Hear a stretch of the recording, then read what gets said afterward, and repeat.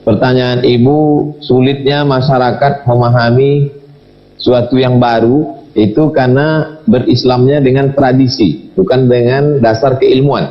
Sedangkan pada kalimat la ilaha illallah dalam ayat kalau kita baca, fa'lam annahu la ilaha illallah. Fa'lam artinya berilmu dulu. Orang kalau ada ilmunya, dia nggak akan latah. Tapi kalau berislam itu karena rasa-rasa, orang kalau selama ini hanya berwudu saja, ketika tangannya luka, dia nanya ke kita, Ustaz, tangan saya luka, dibalut, air wudu nggak bisa masuk, gimana? Ya udah tayamum aja. Loh, saya rasanya kok tayamum nggak srek ya? Nah, jadi kalau sudah beragama itu pakai srek, nggak srek, pakai perasaan ya susah. Oleh sebab itu, dan saya rasa saya pun andai tidak berpindah-pindah tempat dengan berbagai macam mazhab, hanya satu saja pun sulit juga menerima perubahan itu saya kira.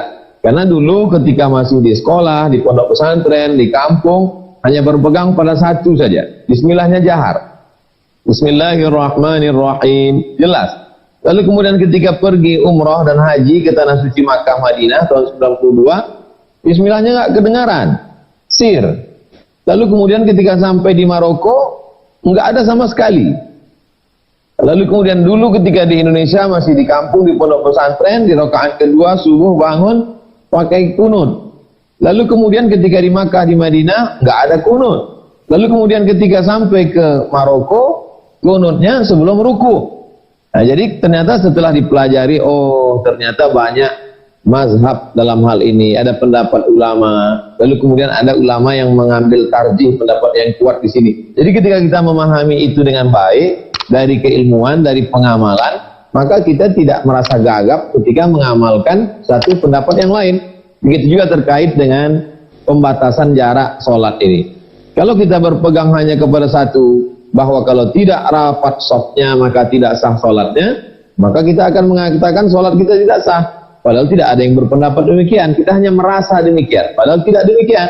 Apakah rapatnya shaf itu adalah syarat sahnya sholat, ataukah rukun sholat, atau wajibnya sholat? Ternyata dia menjadi kesempurnaan sholat saja. Adapun orang yang tidak rapat, apalagi ditambah situasi kondisi menjaga agar tidak tertular penyakit, maka boleh dilaksanakan. Maka kita lihat sendiri pada bulan suci Ramadan di Masjidil Haram, sholat berjarak. Dan pada malam Qiyamul Lail di Masjid Al-Azhar Mesir, malam tahajud itu dilaksanakan sholat dengan berjarak. Bahkan di Turki, di Masjid Kubah Biru, di Masjid Kubah Biru juga dilaksanakan berjarak. Artinya, la tajtami'u ummati ala dhalalatin, kata Nabi. Tidak mungkin umatku ini berkumpul untuk suatu kesesatan. Oleh sebab itu, bagaimana kita mensosialisasikannya, tausiah tidak boleh berhenti, dan para tokoh alim ulama, karena sesungguhnya orang awam itu mengikut ulamanya. Mazhabul am, mazhab man yuftih, kata Syekh Yusuf Al-Qardawi. Orang awam itu mazhabnya mengikut guru-gurunya. Kalau sudah gurunya berbuat, insya Allah muridnya akan mengikut. Lalu kemudian pertanyaan yang lumayan berat dari Ibu Rosalina Berlian, bahwa model new normal yang seperti apa yang disepakati umat Islam. Jangan-jangan mereka membuat suatu sistem, membuat suatu cara, tapi sebenarnya yang teraniaya kita. Oleh sebab itu maka kalau umat ini mau disegani, mau dipandang, kita harus punya persatuan yang kuat, harus solid, sehingga orang tidak berani. Banyak orang sekarang sedang test case. Bagaimana kalau ini dibuat? Bagaimana kalau kita luncurkan ini? Kalau kita keluarkan RUU HIP ini, kalau mereka diam, kita lanjutkan. Tapi kalau mereka mulai bergejolak, kita stop. Nah, jadi banyak sedang tes-tes. Oleh sebab itu kita tunjukkan sedikit. Bagaimana nih kalau tokohnya diejek, dibully? Kalau umatnya diam, kita teruskan. Tapi kalau ngelawan, kita tahan dulu. Oleh sebab itu perlu juga menampakkan taring kita, menunjukkan bahwa kita singa, bukan ayam. Tapi kadang saya ceramah sedikit saja sudah dibully. Ini pun nanti dipotong videonya, nggak tahu besok sudah keluar meme-meme macam-macam. Tapi saya kira turhibuna bihi aduwallahi wa aduwakum wa a'iddu lakum mastata'tum min quwwah. Kamu persiapkan kekuatan, tali-tali kekang kuda yang begitu kuat, baju-baju besi, bukan mau membunuh orang. Turhibuna bihi aduwallahi wa aduwakum, untuk menggentarkan musuh-musuh Allah dan musuh-musuh kamu. Sehingga orang tidak berani melecehkan kita, menghinakan kita, merendahkan kita. Kenapa? Karena dia melihat ada kekuatan yang luar biasa. Mengapa kita disepelekan, direndahkan? karena orang tahu bahwa kita tidak punya kekuatan. Bahwa Belanda itu jahat, bahwa Jepang itu tidak betul, ya semua sepakat. Tapi kita juga salah, kenapa kita mau dijajah, kenapa kita lemah. Oleh sebab itu kita bangkitkan kekuatan, kita dudukkan, kita hormati ulama, maka insya Allah kita akan menjadi umat yang disegani, dan kita punya format yang disepakati, apa itu new normal yang sesuai dengan ajaran Islam. Terkait tentang RUU HIP, Pancasila sebagai dasar ideologi negara, maka dengan RUU ini maka dia diturunkan menjadi hanya undang-undang saja, padahal sebelumnya dia lebih tinggi. Maka kita semua sebagai umat yang beragama di Indonesia mesti menolak, karena Pancasila inilah sebagai kalimatun sawa, titik temu antara Islam, Hindu, Kristen, Buddha, Konghucu itu ada pada Pancasila. Kalau sampai dia turun dari yang lebih tinggi kepada turun ke bawah, maka dikhawatirkan dia akan turun dan hilang. Dan memang ada usaha ke sana, karena dari Pancasila akan dikerdilkan lagi menjadi Trisila. Dari Trisila akan menjadi dislimkan lagi menjadi Ekasila. Dan Ekasilanya itu tidak pula ketuhanan yang Maha Esa, tapi dasar gotong royong. Maka umat Islam dan umat beragama mesti memahami dengan baik. Tapi di atas itu semua yang paling perlu dicermati adalah mengapa itu diusulkan pada saat kita sedang lapar, sedang sakit, sedang pandemi corona. Pada saat kita suasana sedang genting. Ada apa? Oleh sebab itu umat Islam biasanya akan bersatu ketika melihat satu musuh yang sama. Mudah-mudahan ini termasuk menjadi pemersatu umat Islam. Kemudian terkait tentang perubahan linier dan unlinier dalam contoh tawaf dan sa'i, maka sesungguhnya masyarakat ini kita bagi menjadi dua. Pertama, masyarakat yang tidak paham, maka mereka mesti diberi pemahaman yang benar, dan ini sebagian masyarakat yang banyak. Lalu kemudian yang kedua adalah masyarakat yang paham tapi ada kepentingan. Makanya ada muncul sebuah statement, menjinakkan buaya itu mudah, yang sulit itu adalah menjinakkan pawang-pawang buaya.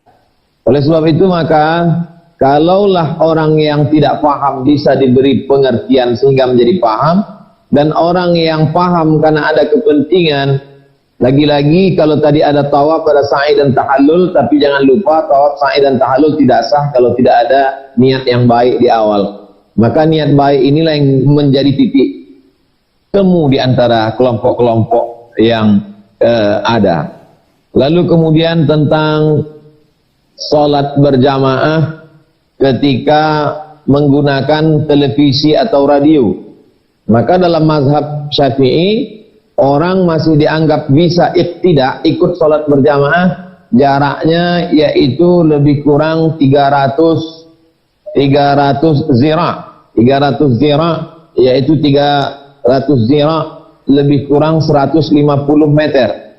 Jadi kalau ada orang rumahnya di depan masjid, lalu kemudian dia ikut sholat berjamaah, jaraknya 150 meter masih dianggap iktidak, ikut berjamaah, mazhab Syafi'i. Tapi kemudian ikut berjamaah melalui suara radio, maka itu pernah dipatwakan oleh Syekh Ahmad bin Siddiq Al-Ghumari, ulama Maroko dari kalangan mazhab Maliki. Mazhab Maliki masalih mursalah, maslahahnya lebih besar. Jadi menurut Syekh Ahmad bin Siddiq Al-Ghumari, bisa orang ikut sholat melalui televisi, syaratnya dua. Yang pertama, dia tinggal di satu kota. Yang kedua, suara yang dia dengar itu jelas. Kenapa disyaratkan harus tinggal di satu kota? Supaya waktunya tidak keluar. Jadi saya di Pekanbaru nggak bisa ikut dengar suara yang ada imam di Masjid Istiqlal karena waktunya berbeda. Tapi kalau di sama-sama kota bisa. Nah, tapi saya hanya bercerita tentang fatwa bahwa ada ulama yang pernah memfatwakan ini, namanya Syekh Ahmad bin Siddiq Al-Ghumari. Tapi saya lebih condong kepada masalah fikih, saya tidak yang normal-normal saja. Sholat berjamaah dengan pengaturan jarak. Tapi tadi karena pertanyaannya terkait dengan itu, saya jawab sesuai dengan yang pernah saya ketahui dan pernah saya baca. Tentang masalah nikah online 2 fatwa. Yang pertama, disyaratkan mesti ittihadul majlis, mempelai laki-laki, wali mempelai perempuan, ijab dan kabul, ada mahar, disaksikan 2 orang saksi, mesti ittihadul majlis. Mana ittihadul majlis itu? Satu majlis, orangnya berada di satu tempat. Tapi mazhab kedua mengatakan makna ittihadul majlis itu bukan satu tempat. Orangnya boleh tidak ada tempat lain, tapi yang dimaksud ittihad majlis itu adalah satu serentak dalam satu waktu akadnya. Kelompok kedua yang mengatakan tidak disyaratkan dalam satu lokasi, yang penting satu waktu walaupun orangnya berada jauh. Kalau dapat diyakini secara pasti melalui aplikasi Zoom misalnya, dapat dipastikan bahwa tidak ada tipu, dapat dipastikan orangnya amanah, maka sah. Tapi saya pribadi lebih condong pada pendapat pertama, karena dalam masalah hukum kata Imam Ahmad bin Hanbal, "Idza rawaina fil ahkami syaddatna." Kalau kami meriwayatkan dalam masalah hukum, kami ketat. Saya termasuk dalam masalah hukum ketat. Tapi saya tak menyalahkan mereka yang ijtihad kedua, karena ini masih masalah furu', masalah cabang, bukan usul, bukan batang, bukan dasar utama. Terkait tentang masalah khitan perempuan, maka di zaman Nabi ada sahabat Nabi yang diberi gelar khattana. Khattana artinya perempuan tukang khitan. Dan Nabi pernah mengeluarkan statement berkata, ikhfidhi, potonglah tapi jangan terlalu banyak. Ikhfidhi, potonglah sedang, jangan terlalu banyak. Sekarang diadakan penelitian, karena ternyata kalau dipotong terlalu banyak akan menyebabkan frigiditas, dingin secara seksual. Dan kalau tidak dipotong ternyata menyebabkan libido seksual terlalu tinggi. Oleh sebab itu ulama mazhab Syafi'i berfatwa khitan perempuan itu hukumnya wajib. Sedangkan ulama mazhab Maliki berfatwa khitan perempuan itu tidak sampai pada wajib tapi mukarramatun, memuliakan. Oleh sebab itu kalau ada jamaah bertanya tentang anak perempuannya, saya tanya, sudah umur berapa? Kalau baru lahir, saya anjurkan pakai mazhab Syafi'i. Kalau dokter tidak mau, cari bidan kampung yang pandai melakukan. Keponakan saya sendiri, saya anjurkan kepada ayahnya, kepada orang tuanya untuk dikhitan. Karena saya berpegang pada mazhab Syafi'i. Tapi saya tak menyalahkan yang berpegang pada mazhab Maliki, karena menganggap itu tidak sampai pada hukum wajib. Saya melihat pada mazhab Maliki wajib, dan manfaatnya adalah untuk meminimalisir libido seksual, apalagi di zaman sekarang tontonan, makanan semuanya memicu seksual. Kemudian tentang masalah tidak berangkat haji, yang memutuskan berangkat atau tidak berangkat itu siapa? Ulil amri. Uli artinya orang, amri artinya urusan. Ulil amri orang-orang yang mengurus urusan orang banyak. Maka dulu Nabi Muhammad SAW mengurus negara, mengurus agama. Tapi kemudian ketika orang tidak punya kemampuan yang sama seperti Nabi, Abu Bakar, Umar, Utsman, maka ada yang mengurus negara disebut dengan sultan, dan mengurus agama disebut dengan mufti. Maka dikenallah ada mufti yang khusus memberikan fatwa. Nah, kita tidak punya mufti. Dulu di kerajaan-kerajaan Melayu di Sumatera, mufti kerajaan Siak Seri Indrapura, mufti kerajaan Aceh. Ketika tidak ada mufti, maka disitulah kita punya Majelis Ulama Indonesia, ada komisi fatwa, ada majelis, ada Muhammadiyah, ada Perti, ada Persis, ada Nahdlatul Ulama, ada Nahdlatul Watan. Maka ulil amri yang mengurus negara dengan ulil amri yang mengurus agama berkumpul, bermufakat, barulah mereka mengeluarkan kesepakatan bersama. Kalau sudah mereka mengeluarkan kesepakatan bersama, ijma', konsensus, maka rakyat wajib untuk patuh. Tapi kalau hanya keputusan sepihak oleh orang yang tidak mengerti, maka memang betul ada ayat ati Allah Ta'ala kepada Allah, wa ati'ur Rasul Ta'ala kepada Rasul. Tapi ingat, ketika menyebutkan wa ulil amri, tidak disebutkan kata ati'u. Artinya apa? Ta'ala pada Allah, ta'ala kepada Rasul, ta'ala kepada pemimpin yang taat pada Allah dan Rasul. Dan jangan lupa baca ayat sebelumnya, innallaha ya'murukum an tu'addul amanati ila ahliha. Yang kedua, wa idza hakamtum bainan nasi an tahkumu bil adli. Seolah-olah Allah ingin berkata, kalau pemimpinmu itu amanah, kalau pemimpinmu itu adil, maka taatlah kamu. Saya kira kemudian Dr. Fahmi Salim, beliau adalah senior saya, kakak kelas saya, lebih berpengalaman, bukunya tentang liberal, Masya Allah, Tabarakallah, Mudah-mudahan kita mendapatkan ilmu beliau dan ilmu guru-guru kita, para profesor, sahabat-sahabat, para rektor yang tak dapat saya sebut satu persatu. Demikian, Prof. Wah, sebelum ditutup, kalau sedikit 1,5 menit, gimana merajut ukhuwah antara NU dan Muhammadiyah ini? Ada seorang ulama besar bernama Syekh Abdul Halim Mahmud, pernah menjabat sebagai Grand Syekh Al-Azhar. Dia menulis autobiografi, buku tentang biografi dirinya yang dia tulis sendiri, judulnya Alhamdulillah Hazihi Hayati. Dia tulis ketika dia sedang naik pesawat dari Kairo menuju India. Lalu kemudian di buku itu dia ceritakan dalam sejarah literatur pemikiran Islam ada 3 kelompok yang tidak pernah bisa disatukan. Yang pertama, kalangan akliyun, rasionalis.